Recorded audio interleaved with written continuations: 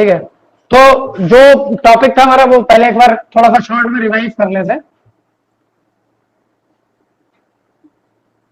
Magnetic flux था, ठीक है, बहुत शॉर्ट में अगर हम बताएं तो अगर ये कोई प्लेन है जिसका एरिया कितना है ए, और इसका area vector perpendicular to the surface है ये, और यहां से जो मैग्नेटिक फील्ड का एक्चुअली डायरेक्शन है v, इससे जो मैग्नेटिक फील्ड लाइंस पास हो रही हैं वो एरिया वेक्टर से एक एंगल फॉर्म करते हुए पास हो रही हैं थीटा। तो magnetic flux associated with this surface area is given by b dot A, ठीक है, dot product of the magnetic field and the area, और इसको जब हम ओपन करेंगे तो क्या मिलेगा, B A cos theta, theta is the angle between direction of magnetic field and area vector of that surface which is held in the magnetic field. ये था सिंपल सा टॉपिक। एक कंडीशन हमने और बताई थी कि ये एरिया वेक्टर के साथ डायरेक्शन है, प्लेन के साथ नहीं, मतलब सरफेस के साथ नहीं। सरफेस का एंगल अगर अल्फा है तो हम इस फॉर्मूले में क्या यूज करते हैं, 90 माइनस अल्फा, ठीक है। तो यहां पर एक कंडीशन नोटिस की थी हमने, if the surface makes an angle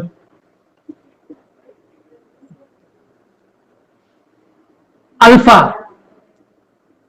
with the magnetic field B, इसके बाद देन ये जो थीटा होगा फॉर्मूले का वो क्या होता है 90 माइनस अल्फा। इसकी दो कंडीशन बताई थी, फर्स्ट इफ प्लेन या सरफेस, ठीक है,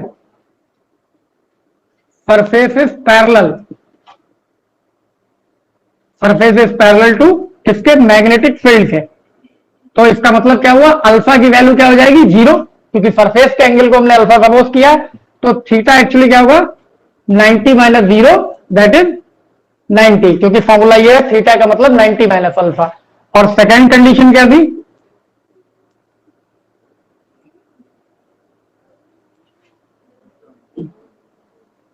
if surface is perpendicular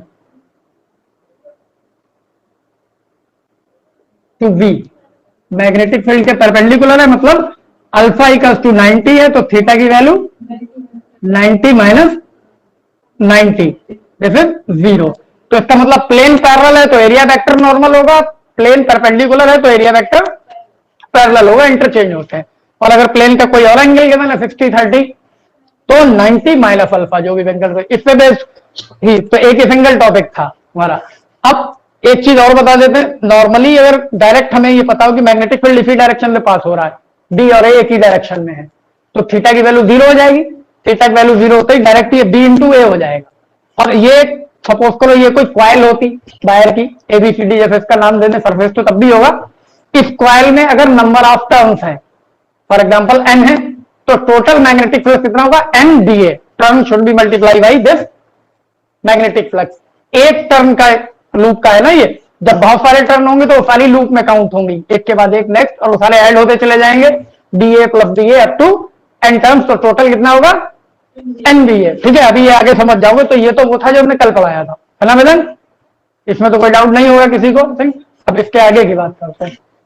Arya, ये तुम्हारी रिकॉर्डिंग में मिल रहा है तो फिर से एक बार देख लो, इसलिए हमने शॉर्ट में लिख भी दिया है, फिर बताया नहीं है, ठीक है, जो लोग कल नहीं थे। लवी ऑलरेडी काफी दिनों से गायब थी, तो इसलिए इनको एक बार फिर से पढ़ना होगा, बताना होगा बीच में।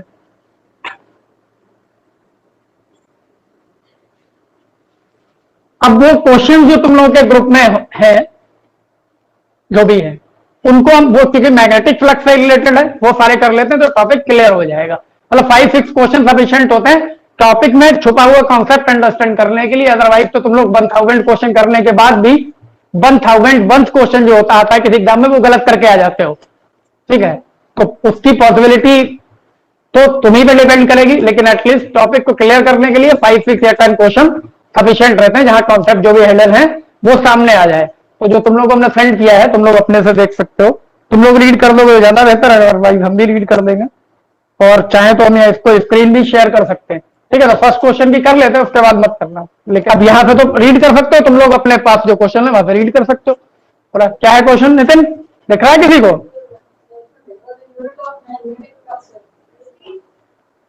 क्या है द यूनिट ऑफ, तो इस क्वेश्चन को हमें बोर्ड पे आके सॉल्व करने की जरूरत नहीं पड़ेगी। आई थिंक ये तुम सबको पता होगा, बहुत सिंपल सा है। क्या इसमें 4 ऑप्शन गिवन है। Unit of magnetic flux is, कौन कौन से हैं? Weber per metre square, tesla, weber and weber metre. तो सी है, कंफर्म है। वेबर ही इसका यूनिट होता है, इसका एक सीजीएस यूनिट होता है। इस क्वेश्चन से रिलेटेड नहीं, हम सिर्फ नॉर्मली बता देते हैं, जो कि मैक्सवेल होता है। और 1 वेबर इक्वल्स टू 10⁸ मैक्सवेल होता है, ये हम ऑलरेडी बता चुके। तो फर्स्ट और इसका ऑप्शन सी करेक्ट हो गया। ठीक है, तो इसमें कुछ सॉल्व करने जैसा नहीं था। ठीक है, अब दूसरा क्वेश्चन देख लेते हैं। इसमें भी आई थिंक कि बोर्ड पर नहीं आना पड़ेगा सॉल्व करने के लिए, अगर तुम लोग रीड करते हो इसको प्रॉपरली। क्या है? The magnetic flux threading a wire loop placed in a magnetic field does not depend upon, किस पे डिपेंड नहीं होता? इनमें से 4 ऑप्शन में से वो बताना है। तो फर्स्ट है हमारे पास में shape of the loop, area of the loop, magnitude of the field, and D option है pollination of the loop with respect to the field. क्या लग रहा है तुम लोगों को? हाँ, तो ए ऑप्शन ही करेक्ट होगा इसका। ठीक है, आर्या एक बार इसको समझ लो, तुम्हें थोड़ा अगर कंफ्यूजन है।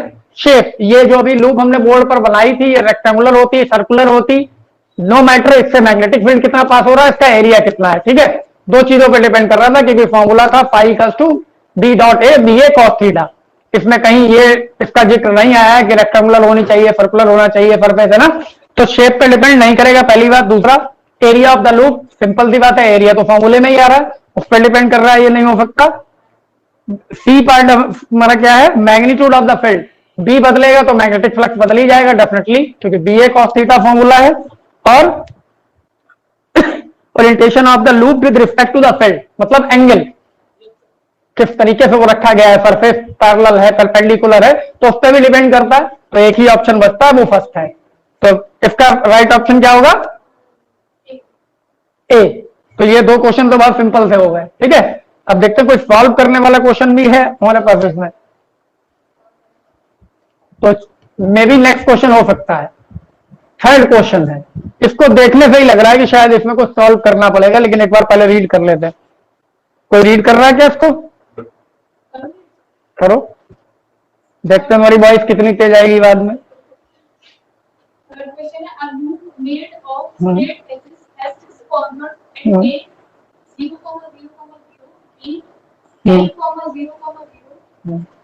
डी है L, L, 0, डी है डी क्या है?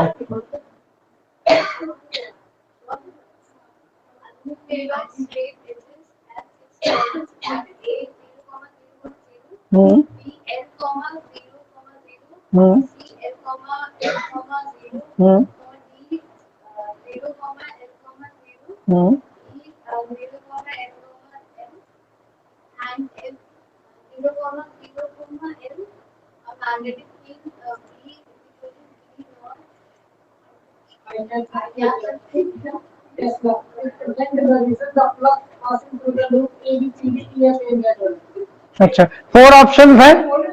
ए है B0 L² वेबर, बी है 2V0 L² वेबर, एंड सी है √B0 L² weber, and D है 4B0 L² वेबर। इतने सारे लोगों ने मिलकर एक क्वेश्चन पढ़ा है। चलो देख लेते हैं, सॉल्व करना पड़ेगा। म्यूचुअल वर्क हो गया है, कोई नहीं।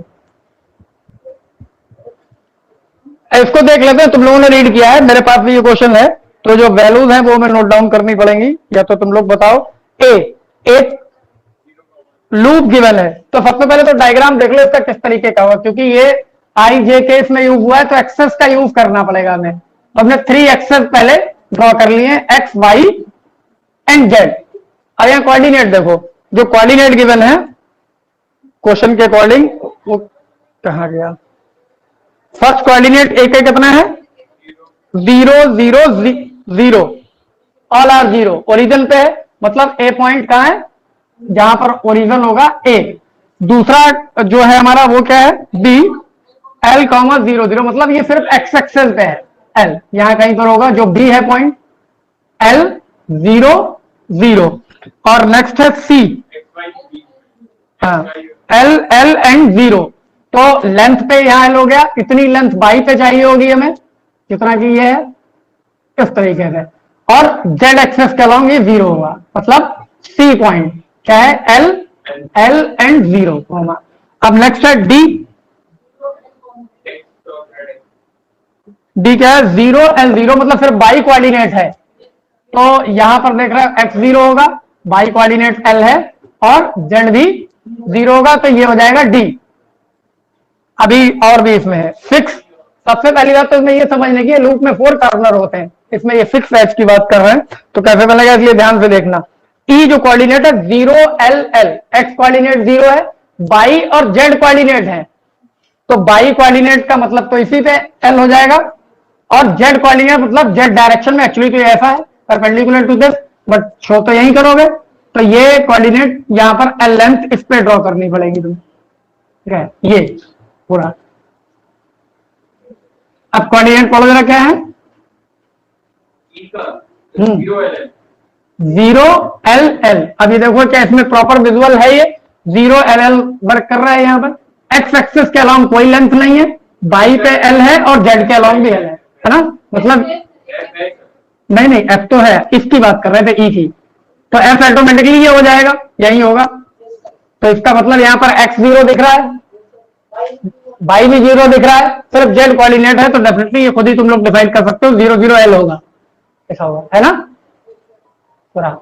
इस लूप में एसोसिएटेड एक मैग्नेटिक फील्ड दिया है, क्वेश्चन नंबर ये 3 है हमारा। क्या है इसकी वैल्यू? तुम ही लोग बोल दो। बी नॉट कोई बात नहीं, ठीक है, तो ये वेक्टर फॉर्म में गिवन है। अब इसका चाहिए होगा मैं magnetic flux associated with this loop of 6 edges A B C D E F A। वापस जहां से स्टार्ट हो वहीं अगर फिनिश करें तो इसका मतलब एरिया वेक्टर का कॉन्सेप्ट यूटिलाइज करना पड़ेगा। पहले क्या बताया था आपने कि अगर कोई लूप या प्लेन एक्स वाई प्लेन में है तो उसका एरिया वेक्टर कितना होना चाहिए? जेड के अलाउंग परपेंडिकुलर टू बोथ। तो ये जो एक पोर्शन हमें दिख रहा है ए बी सी डी, ये एक्चुअली कौन से प्लेन में है? एक्स वाई प्लेन में, ये वाला प्लेन है एक्स वाई, तो इसका एरिया वेक्टर किधर आएगा? जेड प्लेन में। तो इसका मतलब एरिया वेक्टर ऑफ, इसको अगर हम सफिक्स में यहां पे लिख दें ए बी सी डी, इस वाली लूप का जो एरिया वेक्टर होगा, एरिया तो हमें पता है एल स्क्वायर होगा, क्योंकि सारी साइड एल है, होगा किधर? जेड के along, K cap perpendicular to this plane. ये एक्स वाई है तो जेड के अलाउंग हो गया। अब दूसरे की बात करें, यहां 2 एरिया है actually, A B C D. अब यहां पर इसके सफिक्स में क्या लिखना पड़ेगा हमें? ए डी ई एफ, और रिवर्स करना चाहें तो ए फिर से लिख लें यहां पर आके। ये कहां पर होगा? एल स्क्वायर, अगेन एरिया तो वही है, लेकिन अब ये कौन सा प्लेन है? बाई जेड प्लेन है, तो ये एक्स के अलाउंग जाएगा इसका area vector, Y Z plane है अगर तो एक्स के अलाउंग का मतलब ये होगा आई कैप। अब आई टोटल एरिया, लूप तो एक ही है, 2 अलग अलग थोड़े ना है, इसका एरिया वेक्टर हम निकालेंगे तो ये एक्चुअली होगा ए, पहले वाला area A B C D, और दूसरा वाला एरिया कौन सा होगा? A D E F. ये इसको जरा हम ऐड करें तो एल स्क्वायर को हमें कॉमन मिल जाएगा, again I cap plus K cap मिल जाएगा, ठीक है। अब हमारे पास में बी हो गया और ए हो गया। मैग्नेटिक फ्लक्स का फॉर्मूला क्या होता है? B dot A, B dot A. अभी एक चीज क्लास के बाद में डिस्कस करेंगे इस क्वेश्चन से रिलेटेड, ठीक है, इन क्लास नहीं। ये जो फाई हमें चाहिए वो एक्चुअली क्या होता है? B dot A. Value put कर लेते हैं, बी की वैल्यू है B naught I cap plus K cap dot, इसको रख कर लेना, और ये है L square I cap plus K cap. तो मल्टीप्लीकेशन तो ये तो सीधा सीधा हो गया, बी नॉट एल स्क्वायर तो रहेगा ही रहेगा। अब डॉट प्रोडक्ट इनसाइड ले लेते हैं, आई डॉट आई जब लेंगे सिमिलर होगा तो 1 होगा, और आई का जब के साथ होगा वो 0 हो जाएगा। मतलब फर्स्ट ये प्रोडक्ट एक बार आई के साथ, एक बार के साथ। अब दोबारा के वाला टर्म देखते हैं, जब के कैप को आई कैप से करेंगे तो 0, बट के कैप को जब के कैप से करेंगे तो 1, तो 1 टाइम और ये मिलेगा बी नॉट एल स्क्वायर 2 बार। तो ये एक्चुअली कितना हुआ? 2 बी नॉट एल स्क्वायर। क्या ये कोई ऑप्शन है? डी, डी, तो इसका यही आंसर होगा बी। कोई डाउट तो नहीं किसी को? इस 2 एरिया इसमें यूज हुए, दोनों को वेक्टर नोटेशन के अकॉर्डिंग ऐड कर दिया, और बी डॉट ए हमारे पास सीधा फॉर्मूला था। फॉर्मूले बेस्ड है लेकिन थोड़ा सा अच्छा क्वेश्चन है, मतलब नॉर्मल। तुमने बताया ना कि जो हेडन कॉन्सेप्ट होते हैं वो भी सामने आ जाएंगे कुछ क्वेश्चन के बाद। तो ये थर्ड था ना हमारा, ठीक है। नेक्स्ट वाला शेयर कर लेते हैं, तुम लोग रीड करोगे तब रब कर लेंगे इसको। हो रहा है विजुअल अब? क्वेश्चन दिख रहा है? तो एक बार तुम लोग भी रीड कर दो।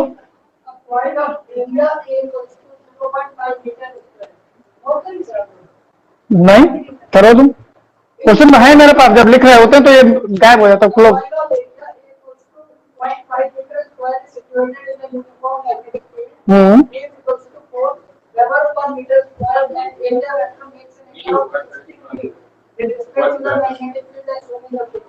ज्यादा सोचना नहीं है इस क्वेश्चन के बारे में।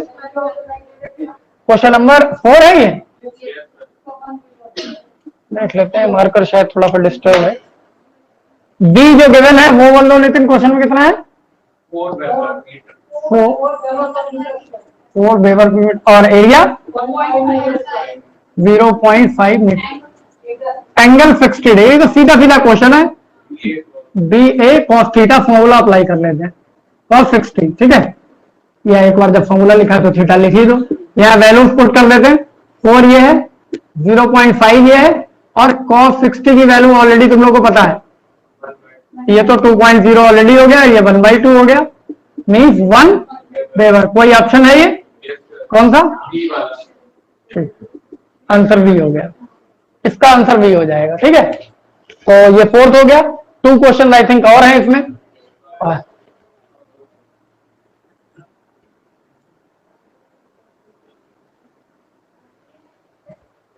नेक्स्ट जो क्वेश्चन होगा, नितिन ऐसे ही रीड कर लो, क्या पता वो ना हो शेयर करने वाला।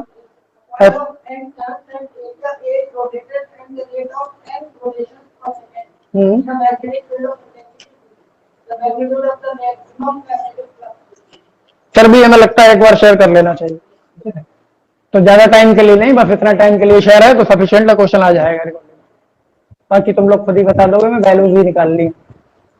नितिन अब 1 बाई 1 बता सकते हो तुम लोग जो क्वेश्चंस की वैल्यू है। आज सारे मार्कर क्यों गड़बड़ कर रहे हैं?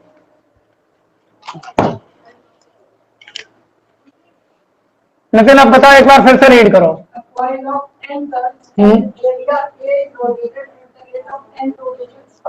हाँ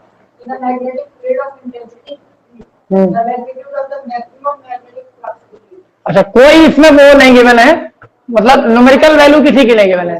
एन गिवन है, बी गिवन है, स्मॉल एन गिवन है ना, और कैपिटल एन गिवन है। स्मॉल एन क्या है? रोटेशन है ना, रोटेशन पर सेकंड। तो ऐसा देख लेते हैं, जैसे कोई कॉइल है किसी भी शेप की है और किसी मैग्नेटिक फील्ड में ये रोटेट कर रही है। तो सबसे पहली बात, मैग्नेटिक फ्लक्स का रोटेशन से कोई मतलब है या नहीं है? ये तो मैग्नेटिक फ्लक्स में फॉर्मूला होता है बी डॉट ए। रोटेशन का मतलब एंगल से मतलब है, अगर रिवॉल्व कर रही है तो उसके सरफेस का एंगल चेंज हो रहा है, मतलब उसके नॉर्मल का एरिया वेक्टर का एंगल भी चेंज होगा। तो जो और बात हो रही है मैक्सिमम की, ठीक है। तो फाई का जो फॉर्मूला एक्चुअली होगा, अभी हमने बताया था क्लास के स्टार्ट में कि अगर किसी कॉइल में नंबर ऑफ टर्न्स गिवन है तो एक टर्न से एसोसिएटेड बी ए होगा, बी ए कॉस थीटा। वो टर्न मल्टीप्लाई करने पड़ेंगे, तो इसका मतलब इसका फॉर्मूला होगा N B A cos theta. Number of rotation per second दिए, उसका यहां कोई यूज नहीं है क्योंकि हमने इससे सिर्फ मैक्सिमम पूछा गया। ये हमें ऑलरेडी पता है, पहले भी कई बार डिस्कस कर चुके हैं। अगर हम किसी इक्वेशन को नोट डाउन कर रहे हैं, उस इक्वेशन में जो क्वांटिटी में कैलकुलेट करनी होती है, मतलब डिपेंडेंट क्वांटिटी जो होती है वो लेफ्ट साइड में है ना, और इंडिपेंडेंट नॉर्मली राइट साइड में। इंडिपेंडेंट की वैल्यूज के अकॉर्डिंग डिपेंडेंट की वैल्यूज आती है, तो लेफ्ट साइड वाली हम कैलकुलेट करते हैं। और लेफ्ट वाली कोई भी क्वांटिटी मैक्सिमम तभी होगी if the equation have an trigonometrical ratio in the right side.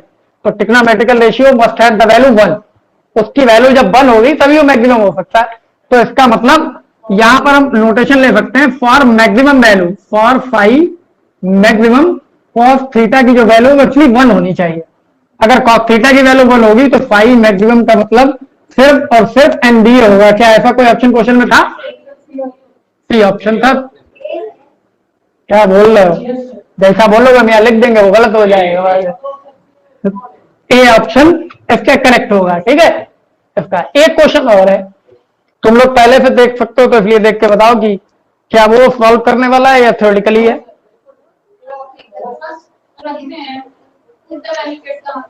अच्छा, एक मिनट फिर भी देख लेते हैं। 6th क्वेश्चन है। ओके, चलो जब इतने सारे शेयर किए तो एक और कर लेते हैं, इसको क्यों रहने दें।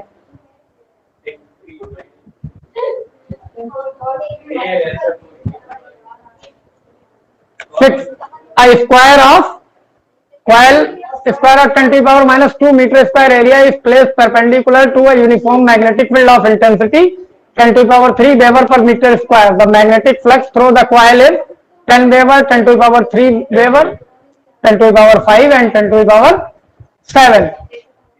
एरिया गिवन है प्लेस्ड परपेंडिकुलर। अब यहां पर वही कॉन्सेप्ट आ गया, एक मिनट।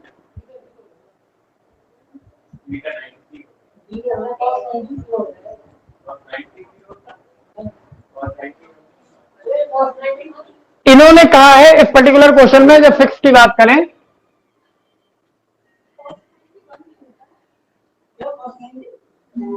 क्वेश्चन ठीक से पढ़ा है तुम लोगों ने, अंडरस्टैंड किया है? चलो अभी हम बताते हैं। क्वेश्चन ये था, a square of 10 to the power minus 2 metre square area is placed perpendicular. Square को परपेंडिकुलर प्लेस किया गया है किसके? Of uniform magnetic field of intensity 10 to the power 3 weber per metre square. The magnetic flux through the coil is, ठीक है। यहां देखो, एक अगर हम स्क्वायर बनाते हैं, इस स्क्वायर को मैग्नेटिक फील्ड के परपेंडिकुलर रखा गया है। इसकी सही पोजीशन जानने के लिए थोड़ा प्रैक्टिकली देख लो। मैग्नेटिक फील्ड लाइन को अगर हम मार्कर के डायरेक्शन से शो करें, समझ रहे, तो ये स्क्वायर है, ठीक है। इसको किसके परपेंडिकुलर? मैग्नेटिक फील्ड के प्लेन के परपेंडिकुलर होने का मतलब ये हुआ। अब इस प्लेन का जो हम एरिया वेक्टर ड्रॉ करेंगे वो किधर आएगा? मैग्नेटिक फील्ड के डायरेक्शन में। तो यहां स्क्वायर का एरिया गिवन है, मतलब क्या गिवन है? अल्फा। और चाहिए क्या होगा तुम्हें? Theta, angle of normal. तो इसका मतलब यहां पर क्वेश्चन 6 में जो थीटा है एक्चुअली वो कितना है? 90 माइनस 90 है, क्योंकि कितना है? 0। तो फॉर्मूला के according B A cos 0 use कर सकते हैं डायरेक्टली। बी कितना? 10 टू द पावर, एरिया -2 मतलब 10 हो जाएगा और वेबर होगा। ये कोई ऑप्शन है? तो इसका आंसर ए हो जाएगा, ठीक है ना। तो आई थिंक इसमें तो कोई प्रॉब्लम इतने में आई नहीं होगी, सिंपल से क्वेश्चन थे। एक बस सेकंड या थर्ड वाला अच्छा क्वेश्चन था जिसमें 2 एक्सेस पे कॉइल फॉर्म हो रही थी।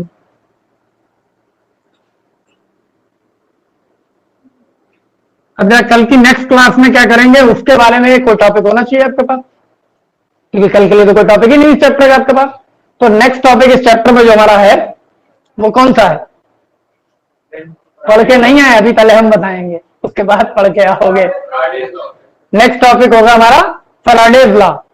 उससे पहले इलेक्ट्रोमैग्नेटिक इंडक्शन, उसकी डेफिनेशन बतानी नहीं है, बुक से छाप लेना इजीली, कोई जरूरत नहीं है, कल बता चुके हैं हम, ठीक है।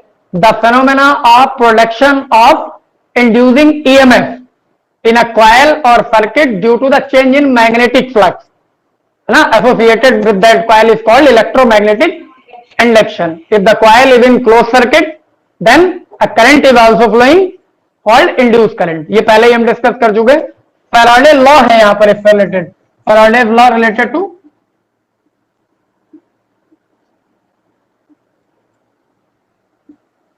किसके? फैराडे लॉ तो और भी है, लेकिन electromagnetic induction Faraday law chemistry में भी है, ठीक है। तो यहां इलेक्ट्रोमैग्नेटिक इंडक्शन के लिए है, तो EMI लिख लेते हैं इसको शॉर्ट में, ठीक है, इंसुलेटर। तो इसमें एक तो है फर्स्ट लॉ। फर्स्ट लॉ में हमें कुछ खास यूज नहीं करना, ठीक है। यहां पर सिर्फ इतना लिखना है, EMF इंड्यूस्ड कब तक?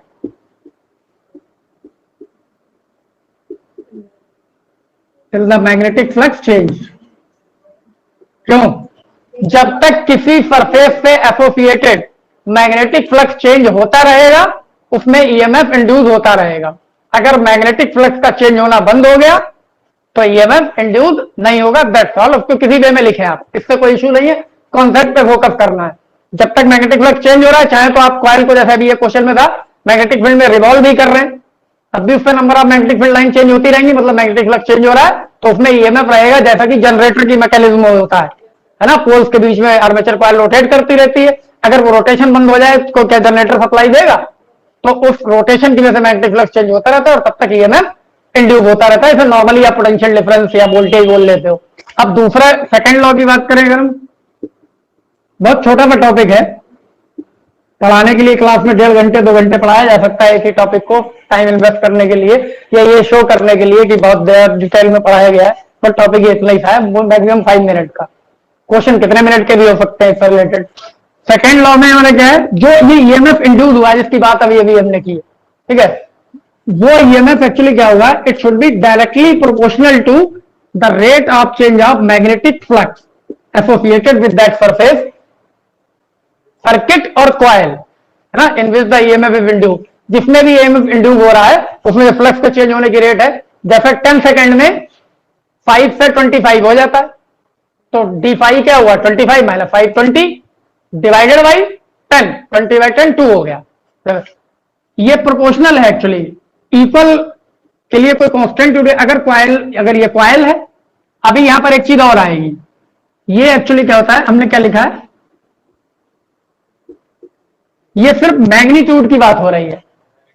अगर आप डायरेक्शन वाइज इसको लिखें तो this is minus proportional to d5 by dt, वो सिर्फ मैग्नीट्यूड था। Negative sign indicate that only the direction, about the direction, वो क्या होता है वो लेंज लॉ में डिस्कस करेंगे, अभी फिलहाल इतना ही। और अगर फॉर कॉइल है तो हम यहां पर लिख सकते हैं नंबर ऑफ टर्म्स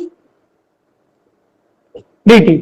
ये किसके लिए, for a particular coil, normally हम कॉइल ही यूज करते हैं क्वेश्चन में, उस कॉइल में होगा N number of turns in that coil, the rate of change of magnetic flux. ये सेकंड लॉ है, तो स्टेटमेंट के अकॉर्डिंग क्या हुआ, the EMF induced in a circuit और coil is directly proportional to the rate of change of magnetic flux in that coil, that is E equals to, directly भी equal लिख सकते हैं क्योंकि जो कांस्टेंट है वो 1 है, d5 by dt, but it is negative, या हम स्टेटमेंट में इन्वॉल्व कर सकते हैं, the EMF induced in the coil और circuit is equals to the negative rate of change of magnetic flux, negative rate minus, और माइनस साइन क्या indicate करता है, डिक्रीज का नहीं, the negative sign indicate that the induced EMF opposes the cause due to which it produce, this is the Lenz law जो आगे आएगा। ठीक है, तो आज ही ये टॉपिक पढ़ के आना, इसमें भी हम कुछ क्वेश्चन के 2 स्टेटमेंट है, फॉर्मूला कायदे से रीड करके आना है इसको, और इसमें कुछ पॉइंट हो वो हम कल डिस्कस कर लेंगे।